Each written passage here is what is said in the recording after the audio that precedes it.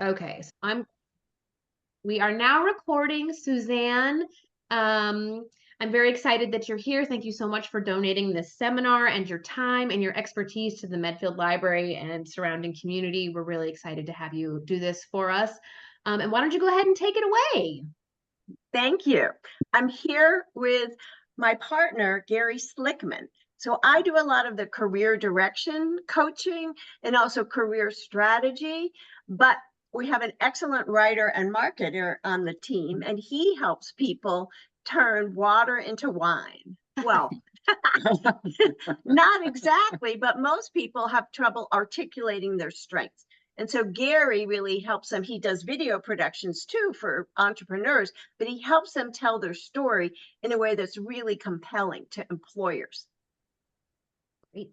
And we've been working together for 15 years, and I was a special education teacher before this. So I often work with folks who have some neurodiversity, ADHD, autism as well. And we're really here because today it's a tough job market. 3 or 4 years ago, the companies overhired. And so right now they're laying off a lot of people and kind of rebalancing and right sizing their employee size right now. So Gary, do you want to say just a little bit about yourself? Yes, I have a marketing background, a storytelling background, and I help people identify. Gary, I'm sorry. I'm having a little trouble hearing you. I don't know if it's the angle of the computer. If you wouldn't mind speaking up just a tiny bit, that would be awesome. Sure. So Better, thank you. my background is marketing, entrepreneurship, business, and also storytelling. So I combine those to help people identify their values and articulate the contributions that they've made in prior situations to make them a potential candidate and somebody qualified to be interviewed and hopefully hired for a position of interest. Great. And one of his biggest strengths, though, is getting past the bots. Right now, today, when you're sending in your resume and a cover letter, although cover letters are as important, there's all of these bots and applicant tracking systems looking for keywords, which we will talk about. But so he knows how to get around some of the over biased bots and get your resume in a format with the keywords that will get it through to the employer. It's one of the big obstacles he can help with. I look forward to a little later on in the presentation of digging a little deeper into that. Great. And we're going to ask you to follow along with your handout, your workbook that you have. Oh, and for those of you that will be watching the recording on YouTube, we'll include the links to those in the comment section of the YouTube video, so you can pull those up right now. Great. So one of the things that we find that people overlook is compliments. And I feel like Bree and I know each other. I've done some other workshops for the library. I've been in her workshops. Bree, if I gave you a $50 bill, would you throw it over your shoulder? No. Why not? Well, because who doesn't want $50? It's valuable, right? Right. But often we throw a compliment over our shoulder, right? And we're like, oh, but it really wasn't that. I mean, I think your workshops are fantastic. And you might be like, oh, no, no, no. I mean, I tell everybody about how great her craft workshops are amazing. We go outdoors and we use different geometric shapes. It's so multidimensional. And so Bree might say, oh, it's not so big, right? And that's such a great thing. It's hard to take compliments. Yeah. But they're like gold. It might make us uncomfortable, but compliments are what you're going to bring to a future employer. These are things that you're getting information. Everybody says, I don't know my strengths. Well, if you listen and you take in your compliments, it can boost your self-esteem and it's good fodder for future interviews. So if people would like to think about a compliment that you have had, something that somebody has told you about, you could put that into the chat, or if you're viewing this on tape, think about at least one, and if you care to do this, you could do it in the chat if you're following along, one compliment that you get from people. And I don't care if it's about the food or your shoes or a workplace skill.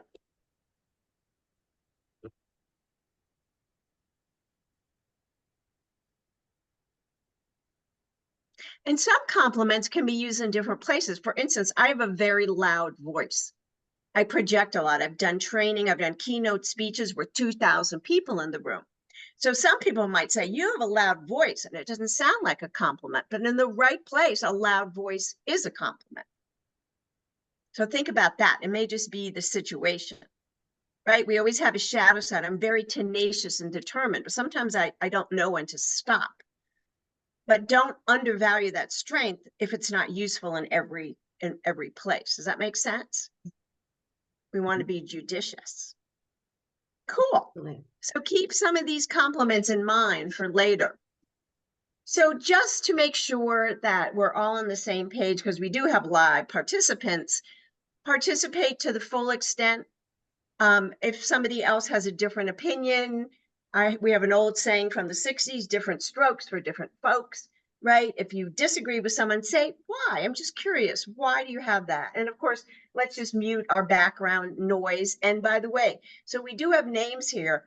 Everything that stays in the room is like Vegas.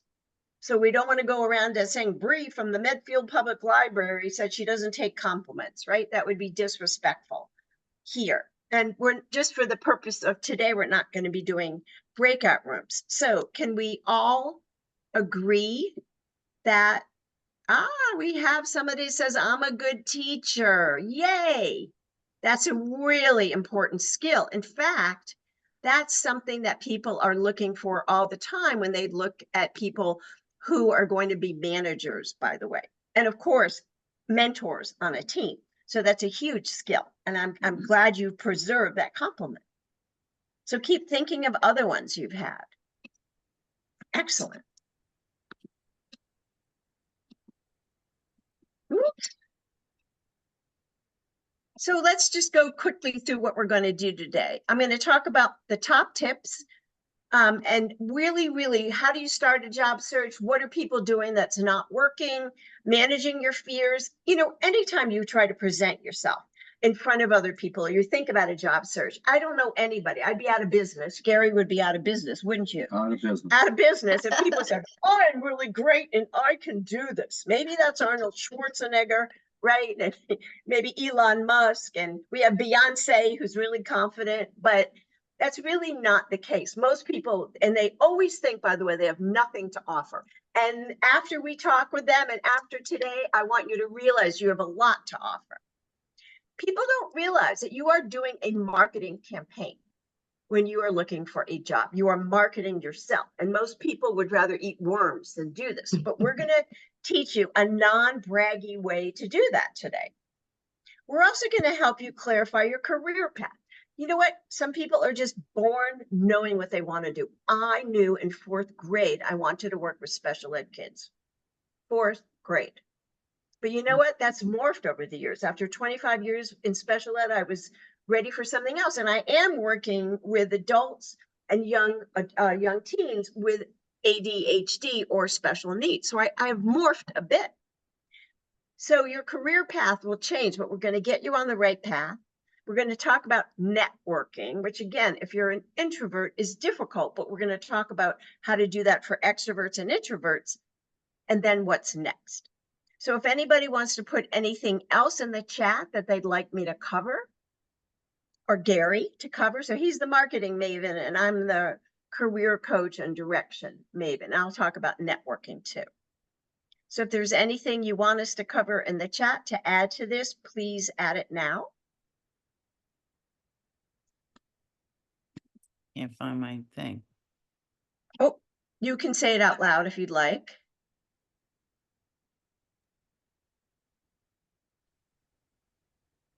That chat box is at the bottom, but you can shout it out right now if that's easier. I can type it in there.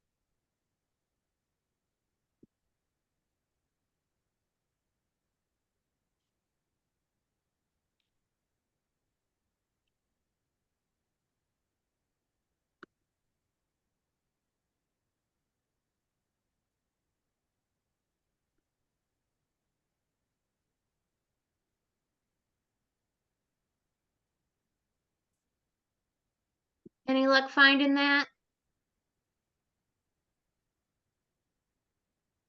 Hope we didn't lose her. Are you with us? Yes, I am. Yes. Did you want to add something to what you'd like covered? No, everything sounds good so far. Okay, great. Great. So here's the first step, right? Knowing what you bring to the market. And I always talk about when you market yourself, right? You think about the qualities that are attractive to other people, to employers. So if I'm going to buy shampoo and I have dandruff, which I sometimes do, I'm going to look for the shampoos with dandruff that are going to get rid of my dandruff, right? And if I'm just a vanilla piece of shampoo sitting on the shelf, I don't know how that's going to help me. So usually the shampoo says, oh, lots of foam, right? Or makes your hair silky and smooth and things like that. So think about yourself as a service or a product that you're going to market. That makes it a little easier. And if it's hard for you to track your strengths, document during the day. You'd be surprised, right? And even your friends or somebody, a client might say, thanks a lot. Or you contributed, you did a volunteer job. Somebody said that. Track your strengths if it's hard. And many people have trouble. They're very critical. They have an inner critic. But you can go, and when you're getting ready for an interview, you can go and look at past references, things people have told you, and think about what have supported teachers, counselors, your parents, friends, what are they complimenting you on? What feedback are you getting? Again, don't throw that over your shoulder. Take it in and track it. And there's a really great, it's very inexpensive, it's less than $20, the Clifton Strengths Finder assessment. So the Gallup poll, which is famous for tracking information, they've done studies with over 9 million people. This was 34,000 people. Found this book that has discrete strengths. It's called Strengths Finder, Clifton Strengths Finder, or and it's also in your handout, the Strengths Finder. So you can get the Kindle version. You cannot buy it used, and you don't have to read the book. It's a good idea, but really use the code to get online. And for less than $20, you can get a really good list of 5 key strengths that you can share with employers. And many employers, larger companies will know about this, but that's right away something you could do with very little effort that can start you on your way. Okay, so we were going to do this, and actually we could do it today if our participant would agree.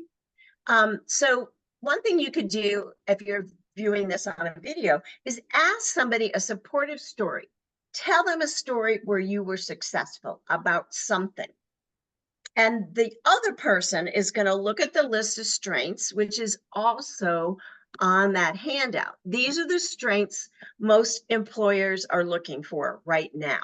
And they're generic. We don't have anything about knowing Python or C++, but these are the character strengths. So employers are looking for hard strengths, such as knowing, again, a computer language, knowing how to use Word. That's a very popular one. Zoom, Slack, methods of communication. But also today, many people have just been on computers so much and on their phones. Employers are looking for work ethic. Can you be a team player? Do you have what we call soft skills, communication skills? And we had somebody, as we were warming up today, say, I'm very patient. You know, there is an expression, and we spend so much time on the resume doing our skills. So that's the skill set. But Suzanne's talking about the mindset, which is really hard to measure, but incredibly determinant in how a person is successful in a position, especially as they move up into management and have to collaborate with other people as well. That's an excellent point. Yeah, so if you're a team player, and you know what? You might not be a team player. There are some, no disrespect, jobs. If you're sitting there editing all day or working on code or something like that, you may not need to be a team player. So that's just one of the aspects. But if you're working on a cross-functional team where you're all collaborating on a product, let's say you're bringing something really important like a pen. No, I'm just kidding. We don't use pens so much today, but if you're bringing something really important, like something that's going to reduce the power or current that you use in electricity, and you're going to create a device that helps save electricity, you want the input of your marketers, you want the input of engineers, you want the input of maybe a conservation specialist. So that's where those cross-functional team skills become important. Just to clarify, the ballpoint pen was actually a major improvement over the fountain pen. You got me there. Thank you. That's right. But that's not what employers are racing to develop a new pen, right? Because again, the market, it works.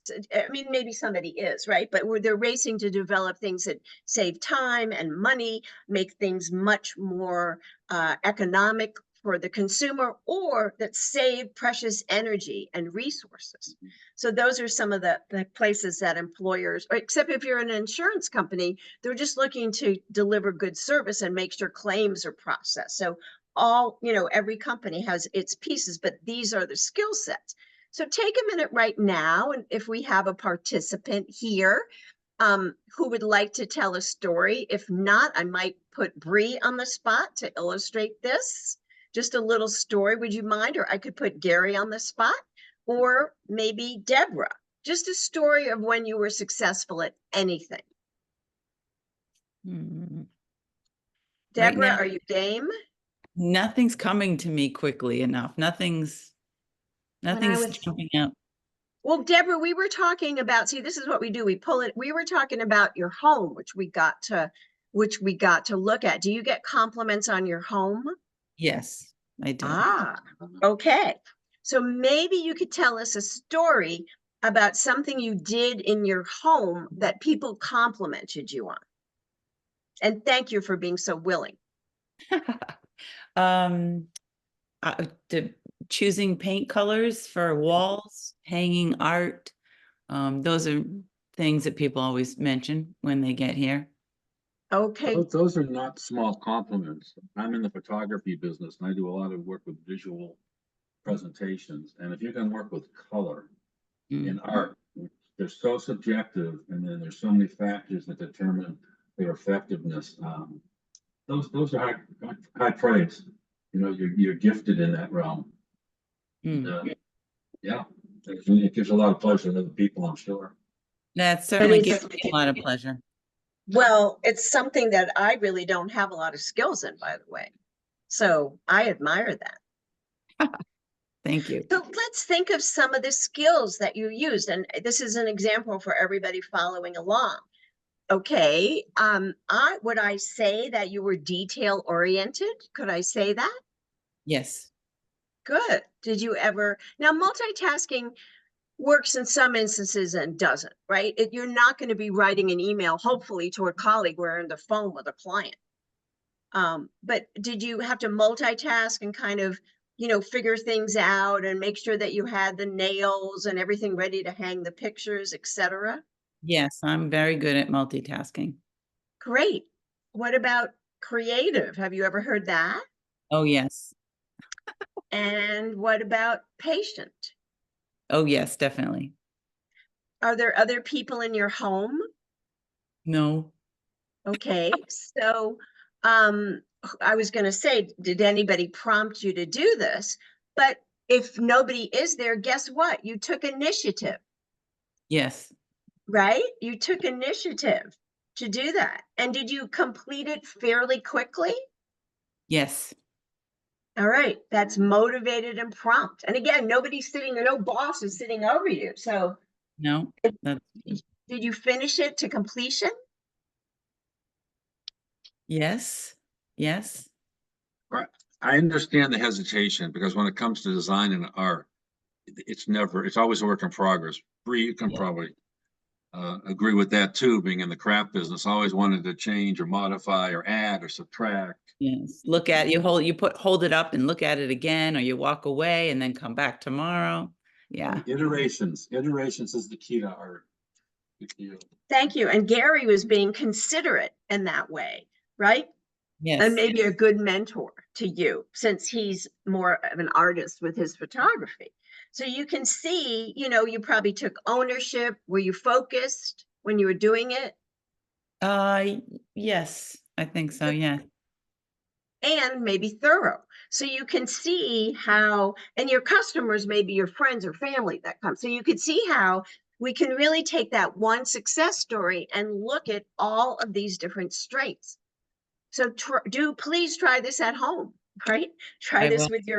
with your own other tasks, those of you who are listening. Cool.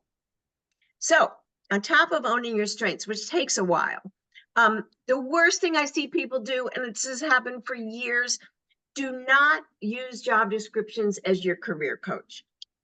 Doesn't work.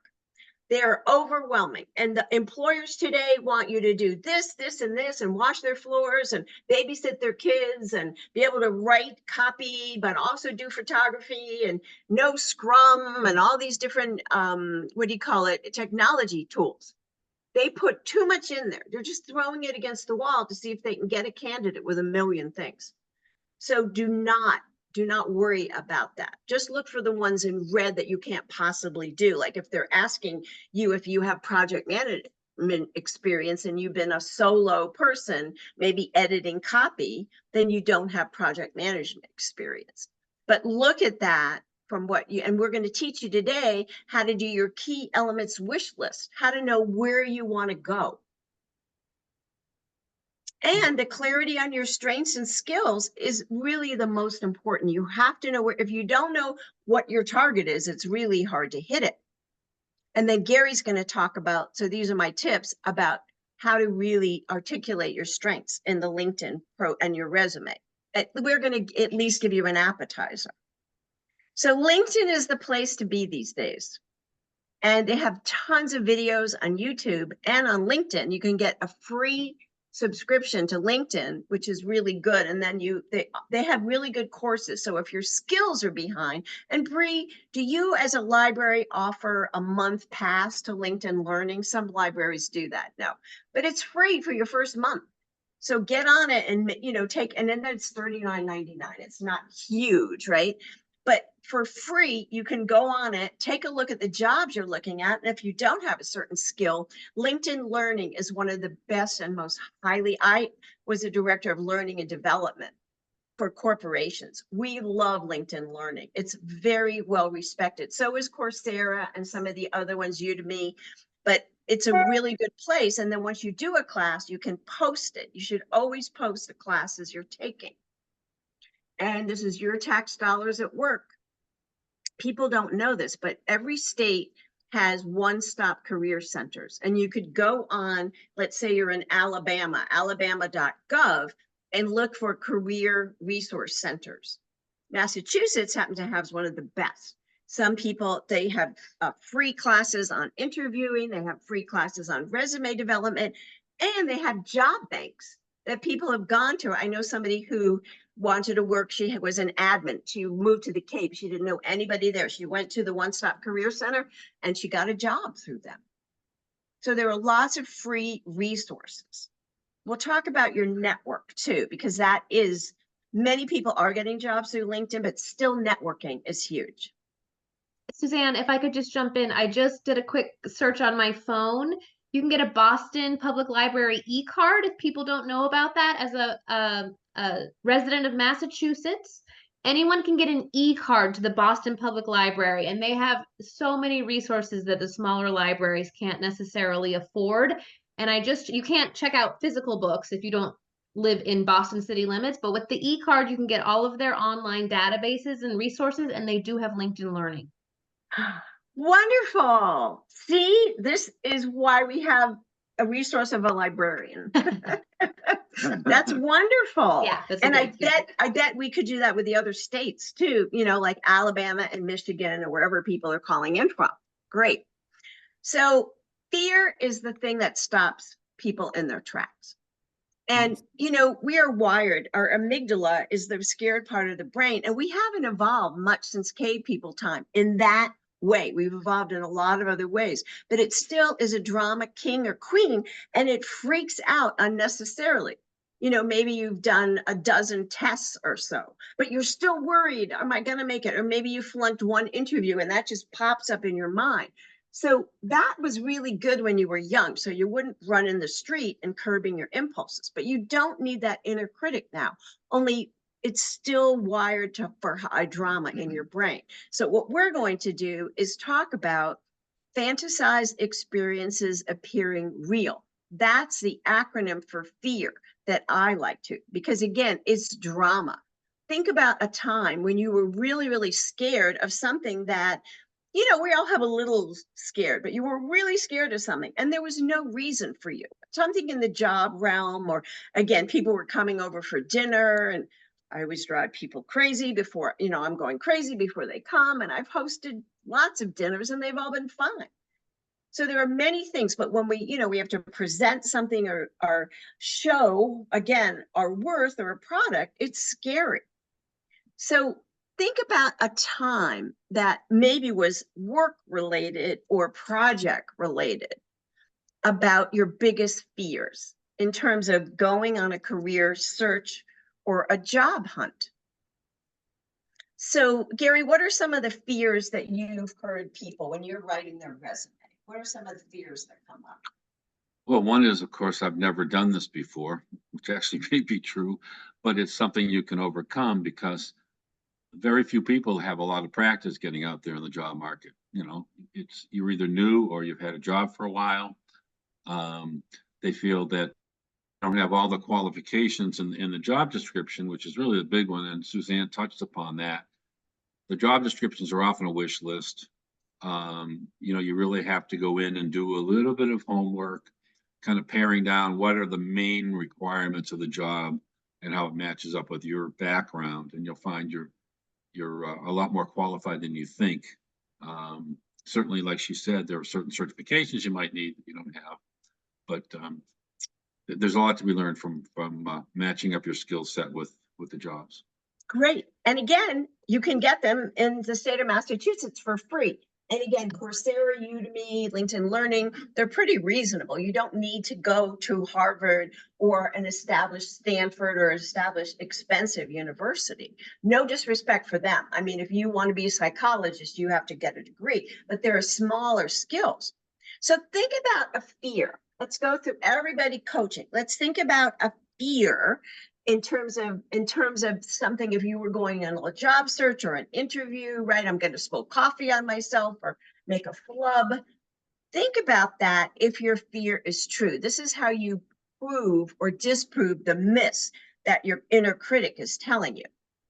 So think about, Bree, would you mind if I coached you through this? Do you have any big project coming up or anything that might cause you to have some hesitations? Or Well, I'm trying to think if I have anything.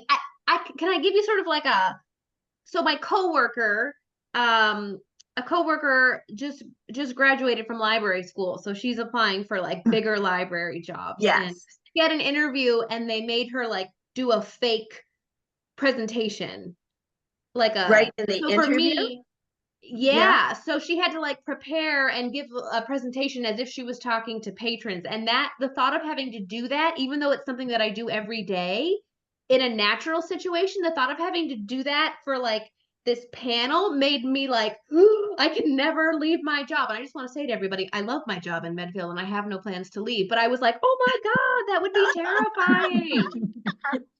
Yes. And to be honest with you, I used to teach a presentation skills class in an established for trainers, right? For software trainers. And we had 4 hours and then they had to do a 5-minute presentation and they were still scared. And I still get scared. And I've been training for 35 years. So, okay, but let's think about that. All right, let's break that down a little bit. So your fear is that you couldn't put something together in a quick time. Yeah, and that it would be having to do it for people who are there because they're actually there for the thing, as opposed to having to do like a fake one. I was Okay. yeah, it just felt so unnatural to me. I wasn't sure how I would be able to like act normal. So have you ever been able, have you ever had to put something together or do a mock-up or something, maybe in library school? Have you ever done something similar? I'm sure I have. Of course. Okay. So do you have any hard evidence that you could not do that? I do not. And this happens a lot. And maybe you flubbed it once, right? Or maybe it didn't work. But again, it appears larger than it is. You've already done it, but it's the unknown that's so scary. So if you don't have hard evidence, then your fear is not valid, right? That makes a lot of sense. So now how would you feel? Let's say you won Librarian of the Year, which I would vote for you. Thank you. All right. But they did something like that when they were going to give you the award, right? They put you on the spot and said, you know, Bree, tell us your library secrets, right? So how would you think about that now if you were put on the spot like that? I guess I would just think, you know, it felt fake to me, this thing, because you're presenting in this different way. But I guess that now that we're looking at it, I would just try to be honest and just, you know, just be genuine and not feel so hemmed in by having to put something together, because, you know, it's not like you have time to research. You have to just you have to speak to what you know. Right. And what's one thing you know you could speak to in that situation? About librarianship or Yeah, about myself. either one. Well, I guess I could say that, you know, it takes just like patience and compassion, and that's what I try to bring to the job every day. Okay, see, so here I put you on the spot and it came up. So Okay. anytime you have a fear, it doesn't have to be around jobs, but anytime you have a fear, ask yourself, is it true? And do I have data? Right? And if you do have data, and if you flubbed interviews, we have interview coaching, right? The state has classes on interviews. There's classes on YouTube, all over Udemy, how to interview. So if you haven't been successful, there's tons of ways to learn about it. Make sense? Mm-hmm. But don't let that fear monger run your life. All right. So here's something that gets people really afraid: how to present yourself. So this is something where I have to tell you, I think one of the most important, and I'm not just saying that because Gary is my partner, I'm saying it because it's true. Writing a resume is arduous business, and there are plenty of resources to help you. But having it be clear and concise is huge. So let's look at this junior data analytics professional. How do I know what to write? I look at 3 or 4 different jobs and I see what they're asking. Now I'm looking at jobs, not for career direction, which we'll talk about, but I look at 3 or 4 different jobs and I'm looking for keywords that are in these many different jobs. You could even Google, what are the keywords for a junior data analytics professional? Now that's not always comprehensive, but it's a good place to start. But look at jobs that you want for junior or entry-level data analytics professionals. And you have this in the handout to help you develop keywords. Gary put a really great piece together. What are some of the things that they want in their applicants? And many people just put an objective on the top, but we like headlines. This is what the bots are going to scan and the recruiters are going to be looking at. So this should start your profile on LinkedIn, and your resume should start with an encapsulation of who you are. And notice how, if it's for a certain job, and this is what the job wants, I'm going to bold this or highlight it so they can see right away who I am. Make sense? This is like your marketing statement. And skills are key. So look and see what the jobs want. For instance, we just use this data analytics. So that should also go up top. Today, the good news is if you don't have a degree, again, certain professions, you need a neurologist, you better have, very many years and a degree and all the certifications. But now it's kind of lucky. So if you were a copy editor and you didn't have a degree of English, let's say from the state of Massachusetts school, you might be able to get a job. So the skills are really important. Degrees are less important these days. Isn't that nice? I have a question. Yes. I'm not sure I'm following along on the same document as you're reading from.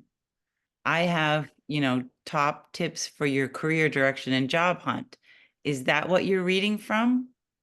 Oh, no. I'm on a slideshow. You know what? Yeah. Deborah, if Deborah has Deborah, can you see Suzanne and me talking? Yes. You can. And can Yes. you see the green and white slide that's up on the screen next to us? No. Okay, it might be because you've got that document pulled up. That might be blocking it. So you Okay. don't want to look at the Word document. You want to look at my screen. Yeah. I'm not really sure. I've got you in one screen, the three of us in one screen, and then on my regular browser, I've got Oh. this other sheet that you were talking about, not your slide. A tab on the top that said Zoom anywhere? You have other tabs open on the top of the screen in the browser? I do I do have one for Zoom, but it just says Zoom. It doesn't actually have anything on it. How about one that says view in the top right corner? Sign in, and then to the right it says view. No. No. Why don't you close the Word doc? Close Is the that Word. open in Word? Is the Word doc open in Word? No, it's actually open on another tab. Well, close that tab. That's strange. That shouldn't, if it's open in another tab, that shouldn't interfere. I don't know why you don't have a view tab in your top right, because that allows me to change mine. Yeah, this is a screen that I've not seen, in my experience on Zoom before. You want a tablet by any chance? No, laptop. Huh. Bree, do you want to ask for her email and or her email, and then you could send her the copy that I sent you? Sure, absolutely. How about that? Yep. Deborah, I have your email, so I'll send you that, okay? Okay. That's right, you do. Okay. And some slides are missing on that, but at least you'll be able to follow us. Okay. I'm wondering if I should leave and then come back. Leave, sign out and then come back in.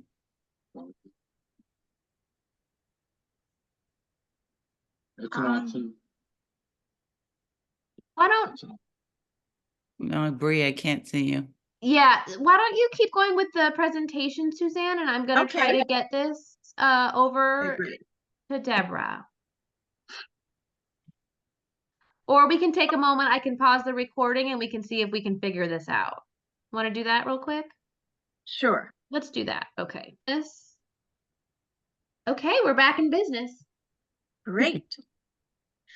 So we want to think about also up there, again, it's the headlines, right? If I'm looking for my dandruff shampoo, I'm not going to bury that it's good for dandruff down at the bottom. It's going to be right up there, right? Usually in a nice little banner or something. So this will talk about your significant achievements, and employers today are looking for results. So it depends on your level, right? And the first one was somebody who was expanding revenue with clients by product development. But here's somebody who is a more junior in their career. And so instead of saying he was a good loan mortgage assistant, he talked about how many loans he closed a month and with who. He had to work with banks, mortgage associations, individual families, and what kind of clients? High net worth clients. That means clients with a lot of money. He talked about using his software, which is very important. And he talked about the specific documentation that he had to do. And then he talked about, again, these are the highlights. He talked about the kind of loan officers he worked with, and he was really on top of things so they didn't have to re-up the loan. They didn't have to regenerate it. And he saved $500 per client. Now, he could also calculate that per year, but employers want results. So I did a great social media blast. They don't want to hear that. They say I did a social media blast and there were 125 views and 5 or 7 people signed on to be a client or whatever like that. So that's what we want. We want statistics. And again, these are hard to do, but we can help you, and there's lots of support in the workbook. These are called PAR statements, project action result. Now, some people may have heard STAR statements, but we'll get simple with this. These are the things that clients and also employers love to see. Did you reduce expenses? Did you save money? Did you increase productivity? Did you resolve longstanding problems? Did you bring in new clients or save an old client, somebody that was going to leave? So they can be very simple to begin with. You can see the project, action, and result. Now, not everybody saves $10,000 a year, believe me, but these are just examples. These are the hardest things we're going to ask you to do, to write these. These are challenging, but we will give you the formula. And Gary's going to give you more insight into this and why we would use a PAR statement. Yeah, so PAR statements, they're also referred to, like Suzanne said, STAR statements. Basically, the first letter stands for a problem, a situation, a challenge that you faced in your job. The A stands for an action you took, and then the R is a result, and hopefully it's a quantifiable result. And here very quickly is some important benefits for doing these types of bullets. And these end up as bullets on your resume. Generally, you want to keep them under 3 lines. 3 lines max, 2 lines are ideal. So you want to quantify your impact either quantitatively or qualitatively. Repeated quantitative voice. What does that mean, qualitative or qualitative? So quantitative is something you can measure with numbers, and qualitative is something you can measure with quality, improving the quality of an experience, the quality of a product. Quantity is more measuring sales, measuring savings. It's the metrics. So it highlights your skills in a very, impactful way. It shows initiative and problem solving. They make your resume scannable because, as Suzanne mentioned earlier, the key really for the robots are to match up your background almost word for word, phrase for phrase. It's a scoring system. And it also sets you apart from the competition, because a lot of resumes just list responsibilities rather than the results. Like, responsibility, manage a team of 5 people in the graphic arts department. But a measurable results would be improve the output of a team of 5 graphic designers by instituting new policies, which reduce the time an idea became a timeline, or an idea became a product. Other advantages: it provides talking points for interviews. It really equips you to answer questions, because interviews dig deeper into. Oops, sorry. Go ahead. Boost your confidence, because it's going to help you understand the value that you bring to an employer, and also gives you a good inventory of accomplishments. Ideally, you want to tailor it to different jobs, because each job has got similarities, but they also have a different culture. They have a different focus, different opportunity, or different problem they want to solve. It's a universal application, which means it can showcase any type of job, whether you're an engineer or in customer service and sales, graphic design, for example, and future-proofs your resume, because it gives you transferable skills. Skills are transferable. The actual situation, is specific, but the experience is also transferable. And then this is an idea of quantifying, increased, reduced, improved, and you have these metrics, by percentage, by dollars, revenue, by return, ROI, improved a training cycle, for example. And then you can get into the qualitative, which is, improving something that's not necessarily measurable by metrics. So remember, you want to tailor the results to your specific role and experience. Focus on the most impactful achievements relative to the job you're applying for. It's important to match up, a good 3 to 6 specific job requirements with an achievement that you had in a prior job, and it uses strong action verbs. And the last thing is, don't bury the lead when you're writing these bullets. You want to start with the action. Developed, implemented, created, reduced, improved. And that will make your resume a lot more impactful. Thank you. Great. Thank you, Gary. And again, this is where people's eyes start to cross. So we can help you with that. You can even Google PAR statements too and find out more than that. But these are really difficult to write. We've been doing them for years now. So don't let that throw you off. It's just like writing copy for, again, shampoo or something. So I want to go back to, we talked about career direction being really important. So part of what you have on pages 5 to 7, and we'll take a little time for this, is a preferences checklist. So if you could look at your workbook, we call it a handout too.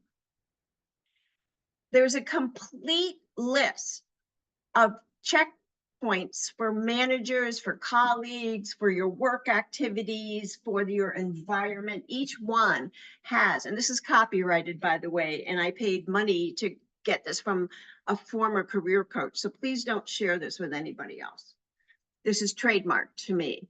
But if you look on that section, you'll see one. We'll do the easiest ones, which are the people preferences. So Deborah, let us know. Oh, then you might have to, you know what? I'll put it up on the screen in just a minute so everybody can see that. We'll make it easy, okay? Mm-hmm. So we'll put that up on the screen. So what you're going to do, just give me a minute here.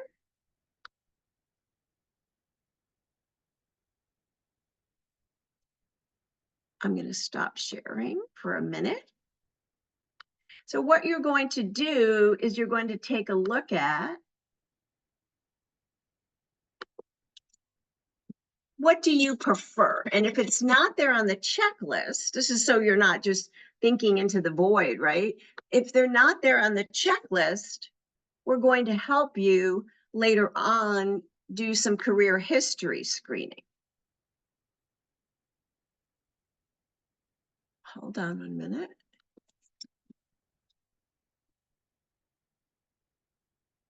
Here we go.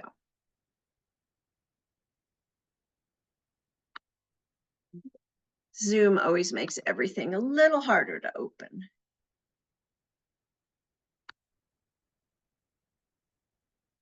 And we're just going to wait 1 minute. So think about the people that you've liked to work with. Now, I'll tell you that I've done this hundreds and hundreds of times. But we want to think about, what kind of managers, what kind of people, if you, again, if you haven't worked in a while, who were the people, what were the kind of teachers, what were the kind of people that you like to work with? Who are the people that you connect with? And, again, often computer programmers end up working with each other and they share a common language, but also a common personality. Bree, there were people in the library. I guess one of your main jobs is to enlighten and provide knowledge. So everybody that's there is kind of doing that job, right? And so again, accountants are looking at finances and numbers and reporting. So you may want to look at the traits of the people that you've worked with before. Do something else.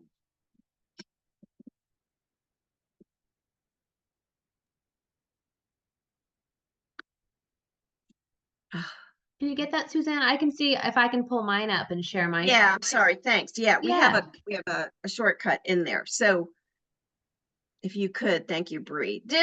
Now, Bree and I are prepared because we knew there might be a tech glitch, right? And we've done this before.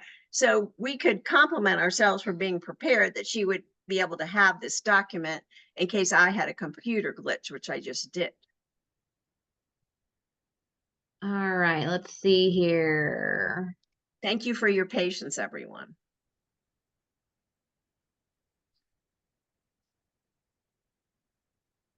Beautiful. This is where we're at? Yes. All right. So Bree, can you scroll to the LinkedIn, scroll down a little bit more? Yeah. Okay, there's the preferences checklist. So Great. keep scrolling down so you can start to see. We'll just, yeah, the checkpoints. We'll just Great. practice with this and then people could go back. Thank you. Mm-hmm. So if it's 60% of the time or more, Gary, do you like to work with people who show their emotions and are fully self-expressive? For the most part, but I also like them to focus on business. Okay, all right, okay, good. So, and there are some people who don't care about people's feelings. Now, me as a counselor, I want to work with other people who talk about feelings and emotions because I help people through fear. That's not everything I do, but there are some people that there are feeling types and thinking types. So you might find somebody who's a nuclear scientist. They don't want to talk about feelings or work with people who are fully expressive and emotional. So go down the list just to start. Everybody who's watching can take their handout and go through this, but we'll just show you. And as you go down here, able to turn out large of work. What's important to you? What's important to you? Able to turn out large amounts of work. You know, no disrespect, but I'm fast moving and energetic. I might want to work with other people that are that way. 60% of the time, I do like that. But of course, I was on an HR team and there were plenty of people who were quiet. People who did the benefits were more tacticians and they looked at different numbers differently. So you might want a range of that. Inclined to the intellectual. For me, that's not important. It might be for other people. So you're going to go down this list and check off for yourself what's important. And if we could just have it stationary, Bree. Sure. Yeah, you're going to go down and maybe take a look at some of these just to get a taste of this. Right? Loyal to the company, reserved. I wouldn't pick reserved for me because I'm more of a presenter type and I like people who express, but you might be reserved, so you might want to work with reserved people. Skeptical and questioning. Lawyers, we think of people who, again, fix computers. Everybody can be skeptical and questioning, but there are certain professions, and this can also tell you the kind of profession that you might want to be in.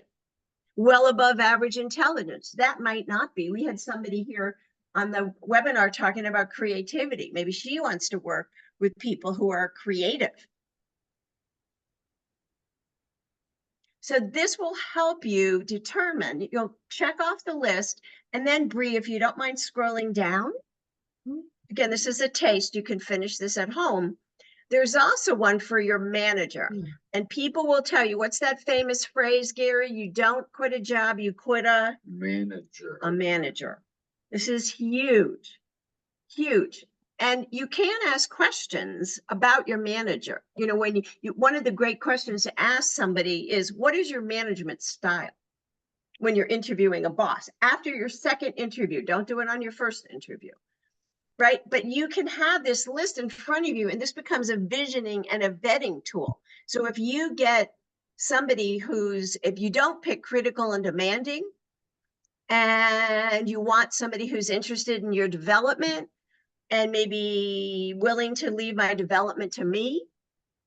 Some of these, it's fine. But if you don't want someone who's critical and demanding, don't take that job unless you're desperate, seriously, or find another job.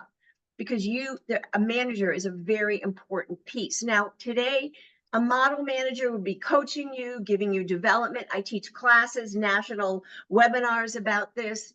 We're still not giving people enough development opportunities, and we're still not mentoring them as much. But you can choose and pick some of the qualities in a manager. And again, if you don't mind scrolling down, Bree, then you could see where you're going to pick the top 5. If you want 6, I won't care. But you're going to pick the top 5 or so. And then you have, as part of your workbook handout, you have the key elements. So they're going to each go in its place. So when you're done, you'll have a good snapshot of your colleagues that you prefer, the managers. You go through this whole document and you'll have a vision and vetting tool. So you know, it's not going to say you're an astronaut, but you're going to have your activities of space travel, right? Exploring new worlds. You're going to have maybe flying in a rocket or something like that instead of that, but at least you know the guts of what you want to do. Deborah, is that sort of clear to you? It's very interesting, and the list was very challenging. And I guess what I was wondering the whole time was, so why do I need this information? And you just said so that I can imagine what I want to do. Yes. Okay. And not just imagine, you can know. I mean, if it says that your activities, you're going to choose from a list of activities. If it says that your activities are going to be reviewing reports, making sure that bank balance statements are correct, making sure that the receivables that you're getting and the money that you're getting in matches the bills that you sent out. What kind of job am I talking about? It sounds like accounting. Exactly. It's not a hairdresser. So Right. you're going to be able to kind of get an idea of what you want to do. That strengths finder will also help you. Okay. Does that make sense? So you weed out, that is not a hairdresser, right? Just Yeah. a quick example. So in that example, the person can be very comfortable in a very structured environment like that. Another person might want to be in the field, but might be out doing sales and servicing accounts. And that would be the difference. They're both in the same business, but they have different interests and different comfort levels. Excellent point. I think you should stop being a hairdresser, Gary, and be a resume writer and career coach. See, you see how people's natural talents come out, but he may not know that until he goes through a career inventory. Thank you so much, Bree. We can go back to so we're a little, can we shut the recording for a minute? Thank you. So now that you know where to go, here's another thing that sometimes is very difficult for people. It's networking. Now, many people don't like chatting with strangers online.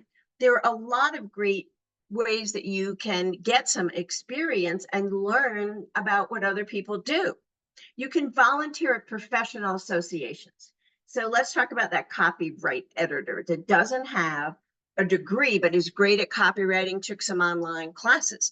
They can go to an organization, let's say a library, right? You put out a lot of, or they could go to a church, or they could go to even a local association for writers.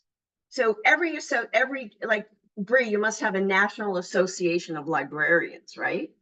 So you can go to those professional organizations. We have an International Coach Federation, and those of us who have been around, we will do informational interviews. We will tell people what we do, and we might even have ideas for where they could volunteer.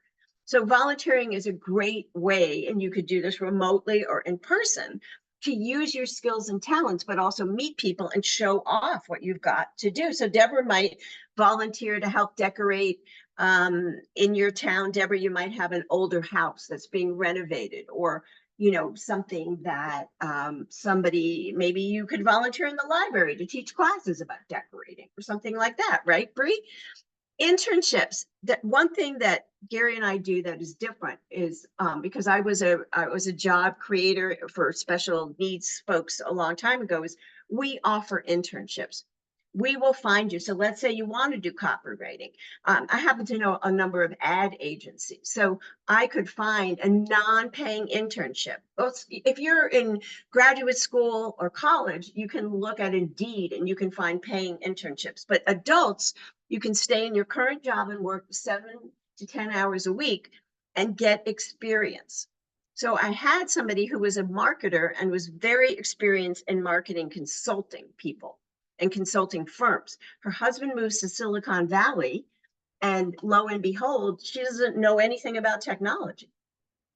So she studied up, but we got her 2 internships, one in each of 2 different tech startups, where she did marketing for them, and she learned the technology world, and she got great references that we put on LinkedIn. And sure enough, 4 months later, she got a job at a technology company in marketing.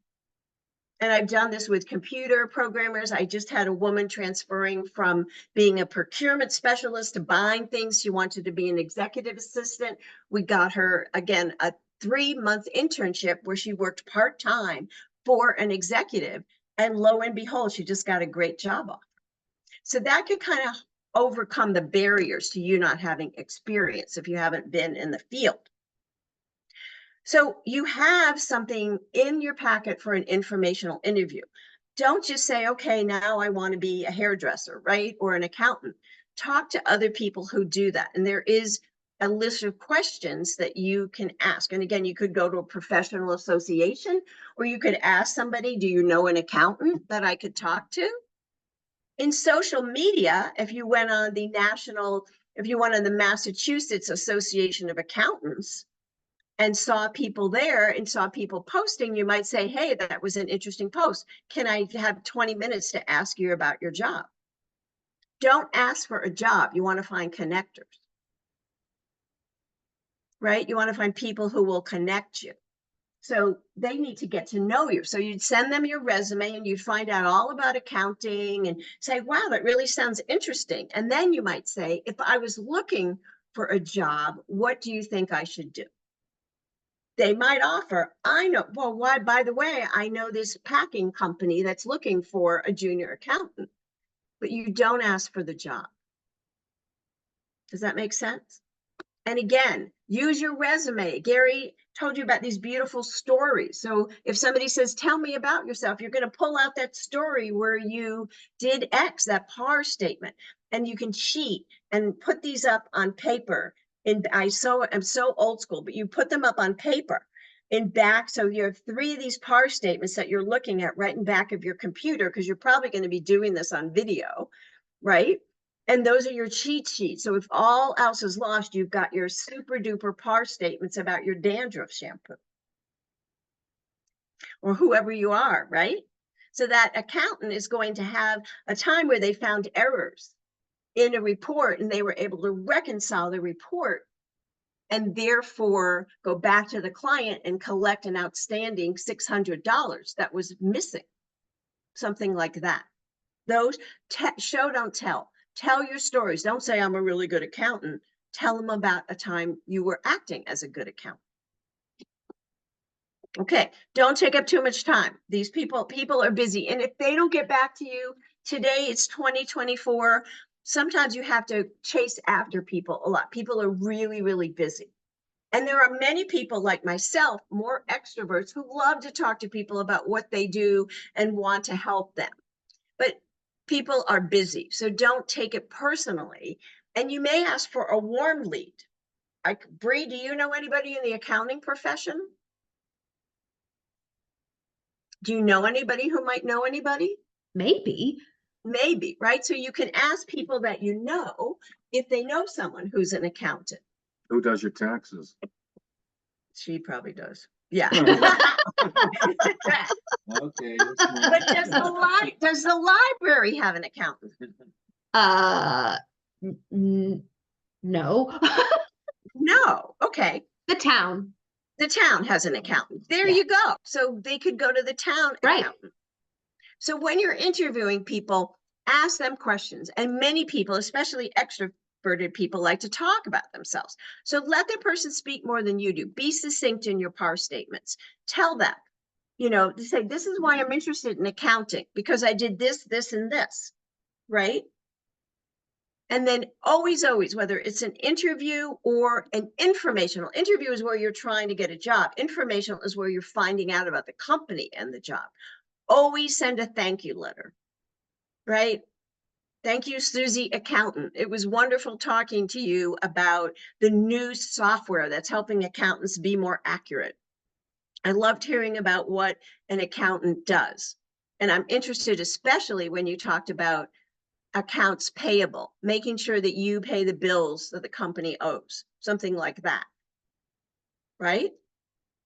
And then say, again, if you have any ideas for me about next steps, we talked about these two. If you have any other ideas or anybody you think I should talk to, thank you so much for providing that information. And we have examples, and you can Google this too. but that will set you apart from the competition. Anytime you talk to someone, send a thank you letter. Okay. So any questions? I know you probably have a million, but Bree or Deborah, do you have any questions?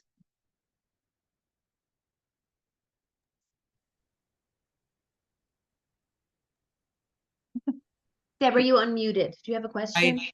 No, my head is spinning, and Oh, I'm sorry if it was overwhelming. no, there's a Out of lot. curiosity, Deborah, what were you hoping to get from this? 1 minute. Bree, can you go back to the last slide before that? That's it, I think, in your power, because that's on your Before screen. that, I'm sorry, the one before that. Oh, I did that. Sorry. It's not moving. There we go. Okay, go ahead. I'm sorry. Yes. Go ahead, Deborah. I think Gary was asking what I was hoping to get out. I wasn't really sure. I need a job. So when I saw the webinar was being offered, I thought I could use any amount of information, any kind of information. So, Oh, that's perfect. That's what we're looking for. But, yep. you know, get some benefit out of this information. It's a lot of information. Yes. Hopefully you found some of it helpful, some of it overwhelming, but then you have time afterwards to kind of hopefully digest it. And for those of you on the recording, you can go through and look at each section. We only had so much time. So if you decide that this is overwhelming, you know, we've been doing this a long time and we really want to help people, and it's getting harder and harder to work through all the technology and know all the different things to do to get a job. So I put my website in the chat. We offer a complimentary session to anybody. If it's about resumes, Gary has a page on the website. If it's about career coaching, we'll offer a complimentary session to you to kind of talk about what you could do to advance your career, make some just like we did today, make some maybe find out if you think coaching is okay. We have online programs, but we want to help people. And again, our services to you, our first 45 minutes is free because we want to help you. Oh, sorry, go ahead. No, go ahead, Suzanne. I was going to say thank you for offering that to the folks that are doing this. And so you're saying that would be available to people who watch the video as well, or just folks who are here tonight? Okay. No, anybody who's viewing this, you can, again, the website, or you can just go to SuzanneBlake.com. Gary's on there under resume services, so you could book a time with him, with me.